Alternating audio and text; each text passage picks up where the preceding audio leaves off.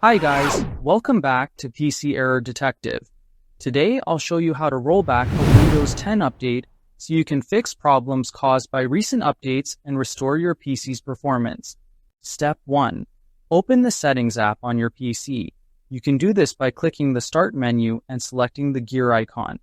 The Settings app is where you manage all your system settings, and it's the first place to start when troubleshooting update issues. Step 2. Go to the Windows Update section.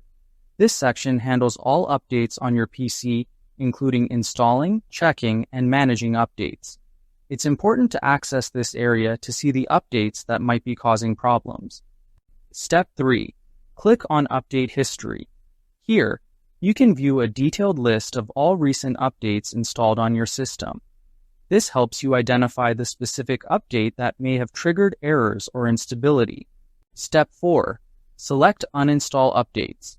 This option allows you to remove problematic updates from your PC. Uninstalling updates is often enough to fix performance or compatibility issues caused by recent changes. Step 5. Choose the update that caused the problem.